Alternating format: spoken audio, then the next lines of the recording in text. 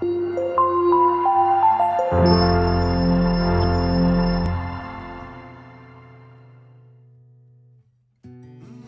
able to get a knowledge, practical knowledge about the physiology of mechanical ventilation and when to start the mechanical ventilation and what are the settings for a normal lung and the disease lung and how to troubleshoot in different situations and whenever when you have put the patient on the ventilation, when to start wean and liberate the patient from the ventilator. It is also very important to know when to do it. So this our presentation will go through the introduction with the settings and then going to the assessment and the monitoring and with the troubleshooting, and in the last we will discuss about the weaning and the liberation.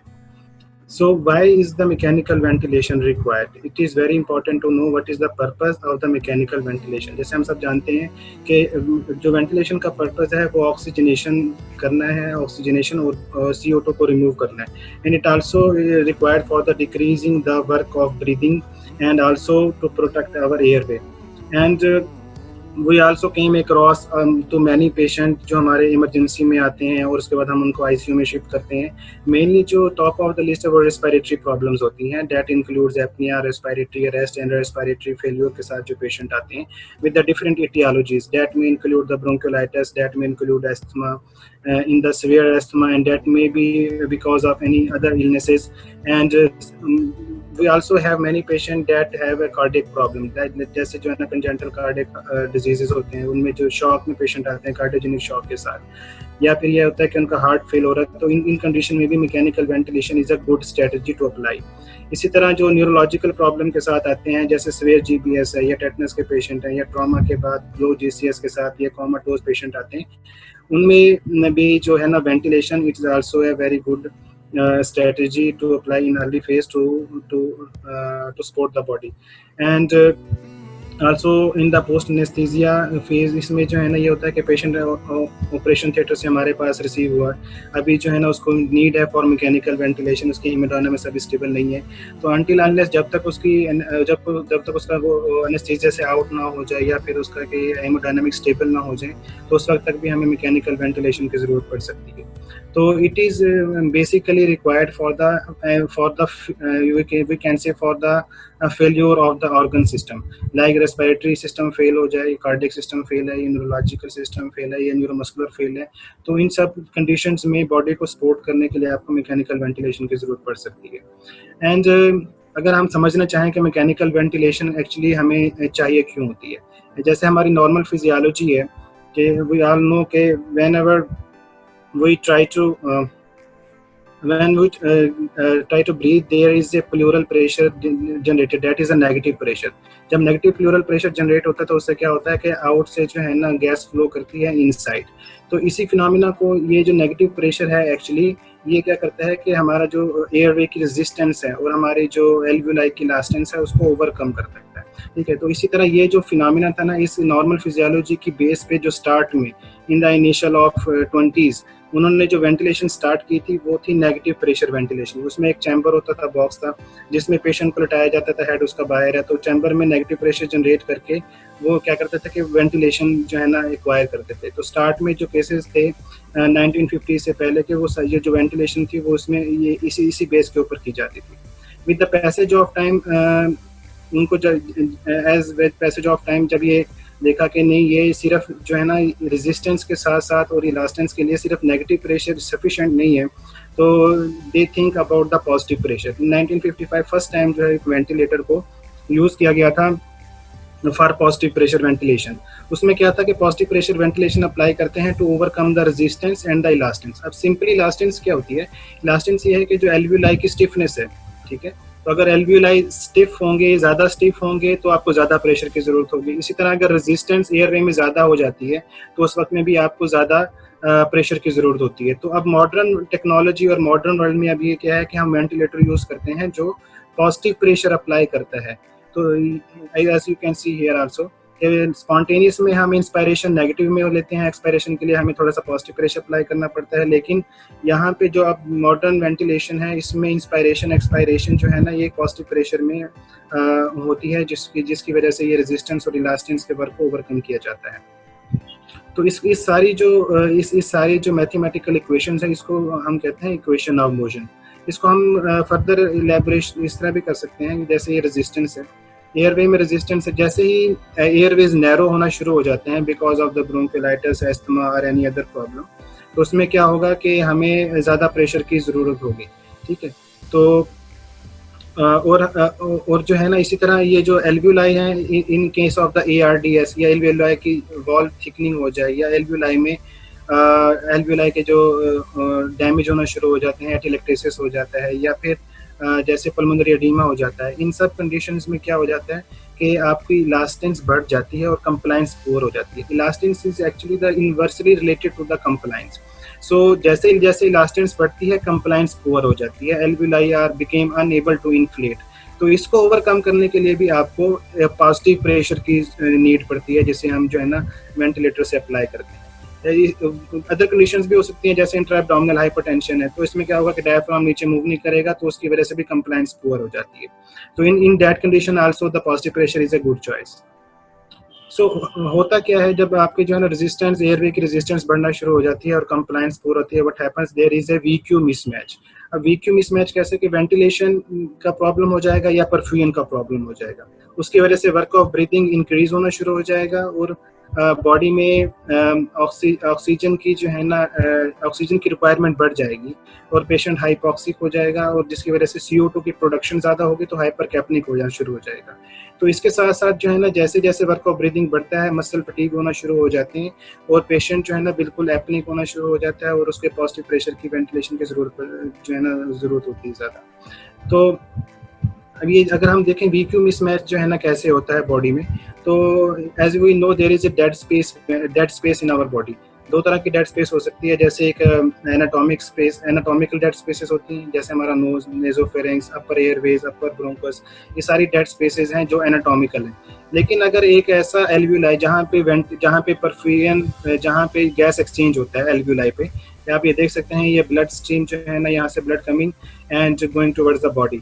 अब ये alveoli से तो oxygen सही से diffuse हो रही है, ठीक है, लेकिन यहाँ पे क्या है कि एल्व्यूलाई है, लेकिन ऑक्सीजन तो इसमें आ रही है, ventilation is good, but the blood, there is no blood vessel. Blood vessel जो है ना, या तो उससे प्रॉक्सिमल थ्रोम्बोस पल्मोनरी एम्बोलिज्म है, जिसके सेकेंडरी ब्लड परफ्यूजन नहीं है, या फिर वहाँ पे वेजोकंस्ट्रिक्शन है, स्वेयर किस्म की, जो परफ्यूजन नहीं हो रहा। तो ये क्या होता है कि यहाँ पे ventilation is good but there is no perfusion, जिसकी वजह से बॉडी हाइपोक्सिक होना शुरू हो जाती है, और अल्टीमेटली वर्क ऑफ ब्रीथिंग बढ़ना शुरू हो जाता है। तो that is called the dead space ventilation. इसके कॉन्ट्रेरी अगर हम देखें, there is a shunting phenomena. Shunting phenomena में क्या होगा कि एल्व्यूलाई जो है वहाँ पे वेंटिलेशन ही नहीं हो रही। ये यहाँ पे क्या है कि परफ्यूजन तो प्रेजेंट है, कि परफ्यूजन यहाँ पे आ रहा है, but that blood is going to the body without having the diffusion of the oxygen and the removal of the CO2। तो क्या होगा कि जैसे ब्लड आया वैसे ही बॉडी की तरफ चला गया, that is called the shunting.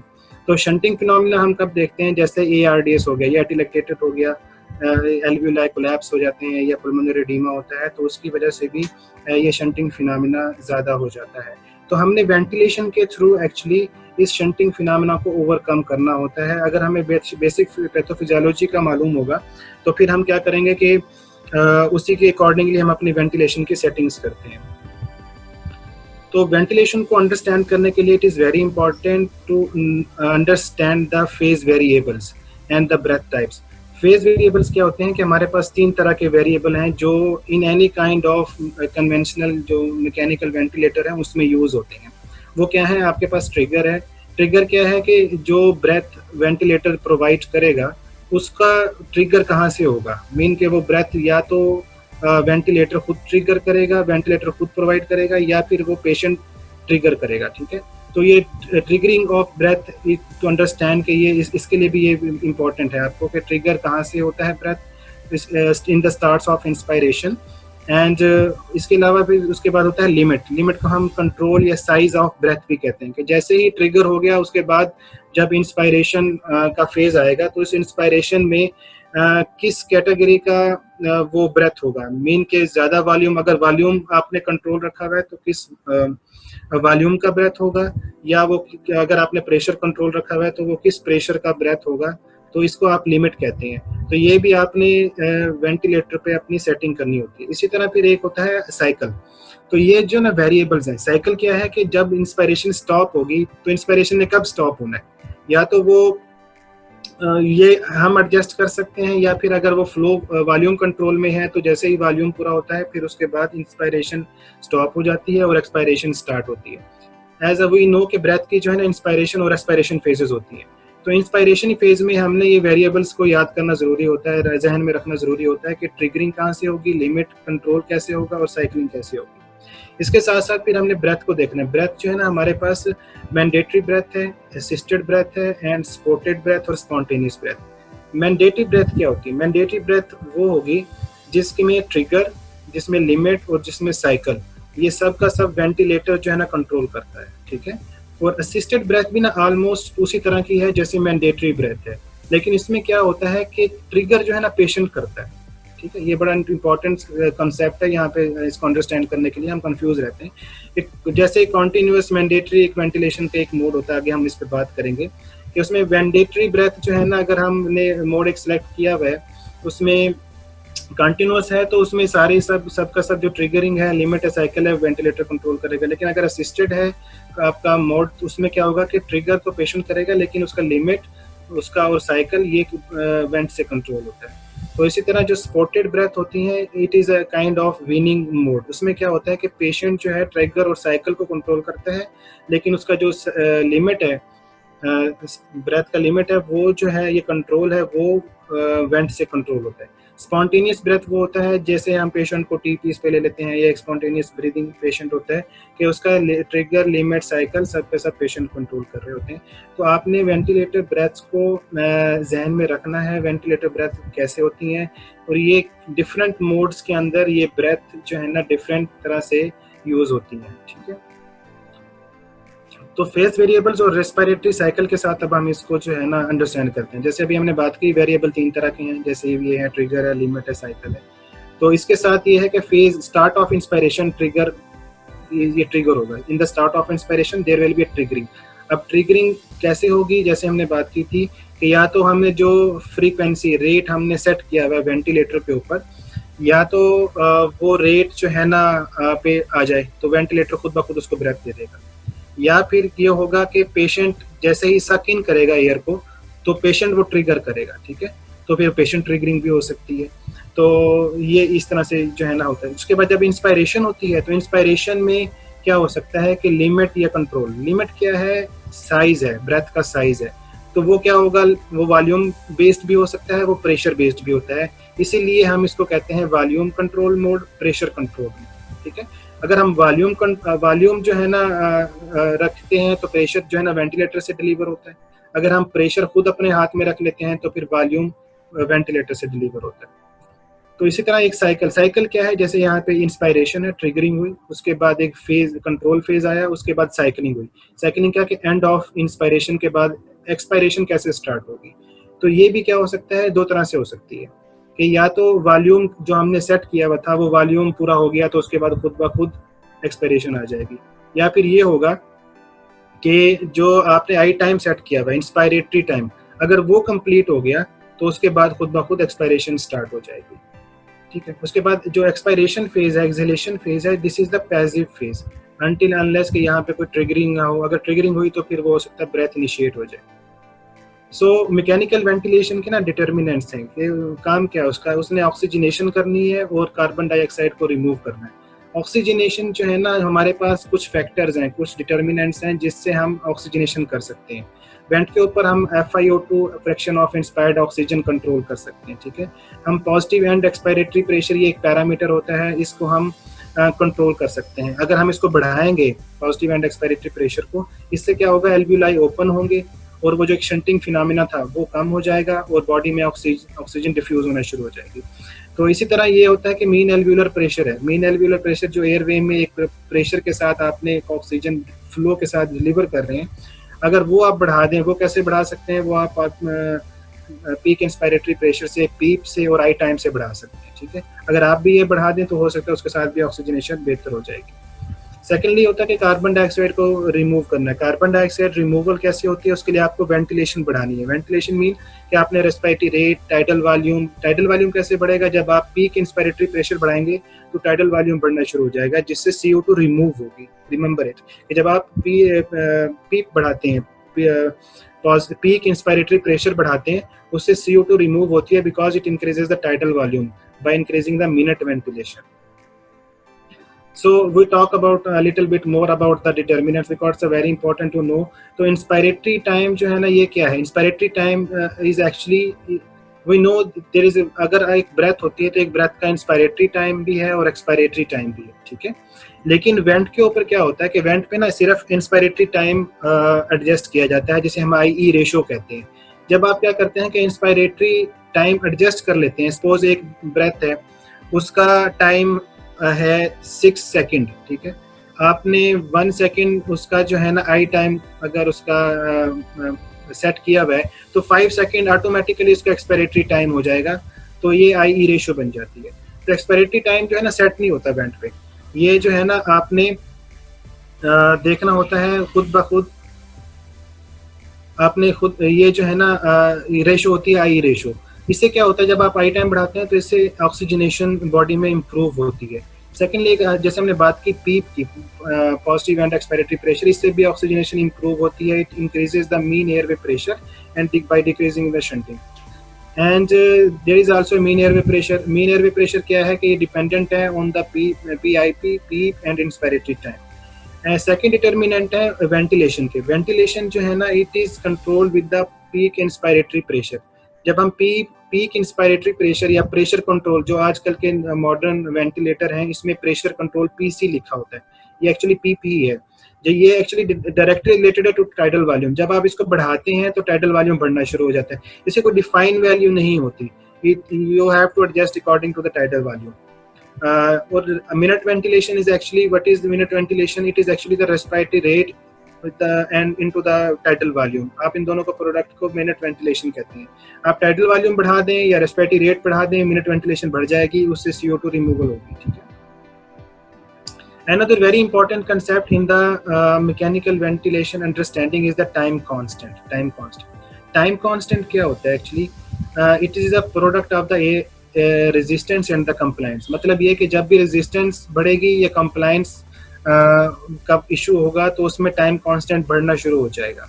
Time constant ये है कि लंग्स ने कितनी तेजी के साथ इनहेल और एक्सहेल करना है, to understand measure of how quickly the lungs can inhale और एक्सहेल। अब टाइम कांस्टेंट को हम कैसे मेजर करते हैं?